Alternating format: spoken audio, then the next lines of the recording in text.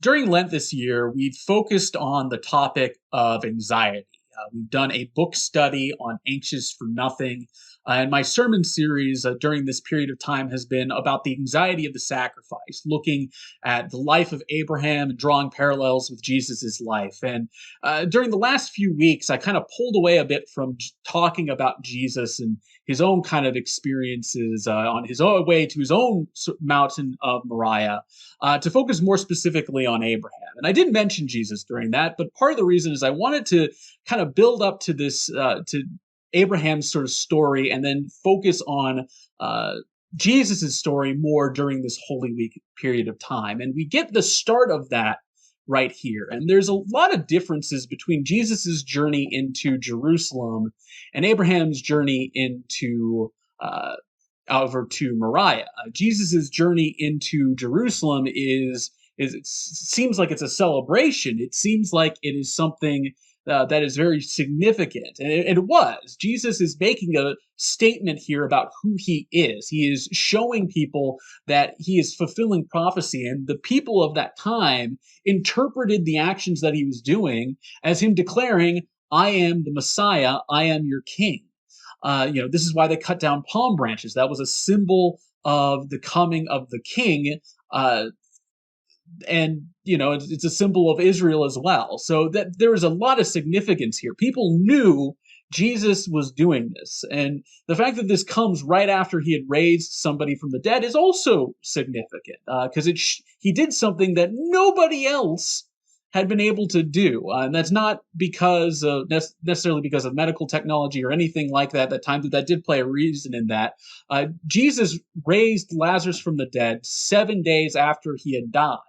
And the reason why this is significant is in the Jewish mindset back then, the spirit lingered around the body for about 3 days. So if you didn't rise up from the dead after 3 days, you were considered truly dead, not partially dead or mostly dead, to quote The Princess Bride there. So the fact that Jesus raised somebody from the dead 7 days after they died was a huge sign of his own power and his own divinity. And people would have recognized at the bare minimum that there was something up with this Jesus guy. And yet I find it interesting that, similar to Abraham, Jesus knows what's coming.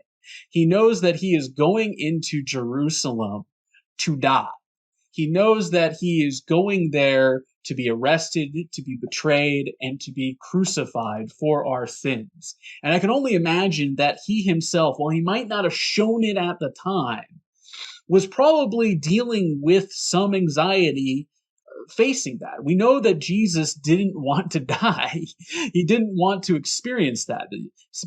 He was okay with going through it because as long as it was a part of God's will. But I have to imagine, with the way he prayed, especially in the Garden of Gethsemane, which we'll talk more about on Friday, I have to believe that for Jesus, if God had withheld his hand the way that he did with Isaac, he probably would have been okay with that. He might have even been a little bit hoping for that, though at the end of the day, what his own hopes were wasn't the important thing. The important thing was to see God's will done. And so that I want you to keep that in mind with this story, because it is a time that we celebrate. Usually when we are in services ourselves, we have palm fronds and we wave them around and celebrating the coming of the king and celebrating Jesus' position as the king of our own lives. But we sometimes also forget that this is the first step on his journey to it's the first step of this week on his journey to the cross.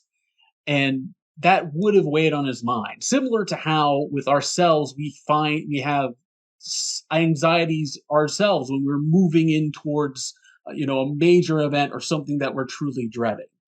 So keep that in mind, that Jesus did experience the same sorts of things that we do on our earth, that he does understand our own anxieties about, whatever it might be, a medical test, a job interview, or whatever.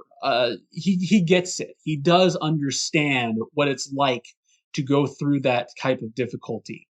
And in that way, he has shared in the human experience with us, and we can rely on him because we know he knows what it's like to be us.